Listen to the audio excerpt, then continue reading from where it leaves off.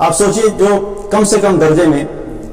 نماز جب ہم پڑھتے ہیں نا دن 5 دفعہ نماز پڑھتے ہیں، تو 5 دفعہ نماز پڑھنے میں ہم 5 نمازوں میں اللہ کے رسول صلی اللہ علیہ وسلم پر درود بھیجتے ہیں،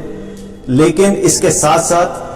ویسے بھی اللہ کے رسول صلی اللہ علیہ وسلم پر درود بھیجنا. لیکن آپ سوچئے کہ جو شخص نماز میں بھی درود بھیجتا ہو، پھر صبح بھی درود بھیجتا ہو، شام میں بھی درود بھیجتا ہو، اور چلتے پھرتے بھی درود شریف پڑھتا رہتا ہو، جو اتنی کثرت سے درود پڑھتا ہوگا اس کی زندگی میں کتنی رحمتیں ہوں گی، اس کے گھر میں کتنی رحمتیں ہوں گی، اس کی پوری زندگی میں کتنی رحمتیں اور برکتیں ہوں گی، آپ اس کا اندازہ لگا سکتے ہیں. لیکن اسی کے ساتھ ساتھ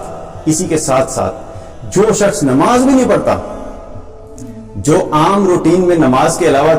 رسول اللہ صلی اللہ علیہ وسلم پر درود نہیں بھیج رہا، لیکن کم سے کم درجے میں نماز پہ تو بھیج رہا ہے، لیکن جو شخص نماز بھی نہیں پڑھتا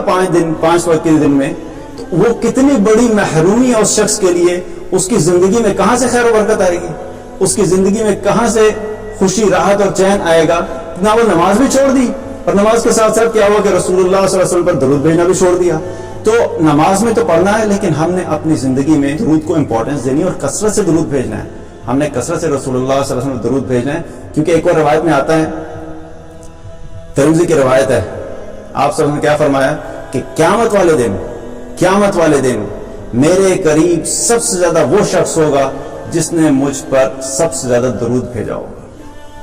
میں اور آپ چاہتے ہیں کہ ہم رسول اللہ صلی اللہ علیہ وسلم کے قریب ہوں. ہر مسلمان کی خواہش ہوتی ہے کہ آپ صلی اللہ علیہ وسلم کے قریب ہوں قیامت کے دن، اور جنت الفردوس میں بھی آپ صلی اللہ علیہ وسلم کے ساتھ ملے. تو ہمیں اپنے آپ سے یہ سوال کرنا چاہیے کہ ہم آپ صلی اللہ علیہ وسلم پر روزانہ کتنی دفعہ درود بھیجتے ہیں، کیونکہ آپ صلی اللہ علیہ وسلم کیا فرمایا کہ میرے سب سے قریب وہ ہوگا جس نے سب سے زیادہ مجھ پر درود بھیجا ہوگا. اگر ہم درود پڑھتے ہی نہیں تو کیا ہم واقعی قریب ہوں گے رسول اللہ صلی اللہ علیہ وسلم کے؟ اسی طریقے سے آپ صلی اللہ علیہ وسلم نے ایک اور روایت میں آتا ہے، آپ صلی اللہ علیہ وسلم نے کیا فرمایا کہ ایک تو میں نے آپ کو بتایا کہ ایک دفعہ درود شریف پڑھنے کا. اب اگر ہم یہ چاہتے ہیں کہ یہ پروسیس چلتا رہے، کہ رحمتیں چلتی رہیں، اس کے بارے میں بھی نبی صلی اللہ علیہ وسلم نے بتا دیا. آپ صلی اللہ علیہ وسلم نے فرمایا، مسند احمد کی حدیث ہے، آپ صلی اللہ علیہ وسلم نے فرمایا کہ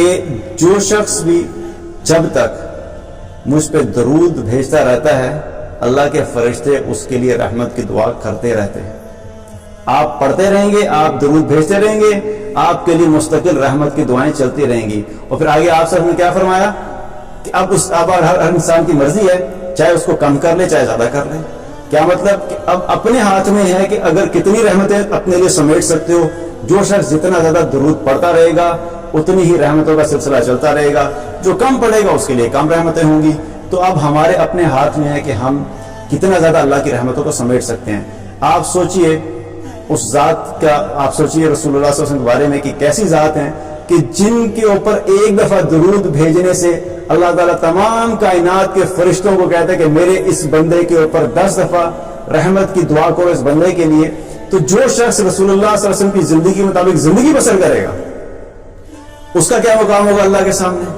اس کی زندگی میں کتنی خیر و برکت ہوگی. جو ہر معاملے میں رسول اللہ صلی اللہ علیہ وسلم کو اپنا آئیڈیل بنا کے چلتا ہے، جو ہر معاملے میں رسول اللہ صلی اللہ علیہ وسلم کو کاپی کرنے کی کوشش کرتا ہے، جو ہر معاملے میں رسول اللہ صلی اللہ علیہ وسلم کی زندگی کے مطابق اپنی زندگی کو ڈھالنے کی کوشش کرتا ہے، ایسے شخص کی زندگی میں کتنی خیر و برکت ہوگی اس کا آپ اندازہ لگا سکتے ہیں. تو جہاں پر ہم نے باقی اعمال پہ فوکس کرنا ہے، ہمیں اپنے اذکار میں درود شریف پہ فوکس کرنا ہے، کثرت سے درود بھیجنا ہے، تاکہ اس کے ذریعے سے اللہ تعالیٰ ہماری زندگی میں بھی، دنیا میں بھی، ہماری جو زندگی ہے، ہمارے گھروں میں، ہمارے آفیسز میں، ہم جہاں پر بھی، ہمارے بازاروں میں، جہاں بھی درود شریف پڑھا جائے گا، اللہ تعالیٰ اس جگہ پہ رحمت نازل فرمائے گا. اور انشاءاللہ تعالیٰ اس کو قیامت کے دن ہمیں اللہ سبحانہ تعالیٰ رسول اللہ صلی اللہ علیہ وسلم کے قریب ہونے کا ایک ذریعہ بنائے گا. اللہ تعالیٰ ہم سب کو عمل کی توفیق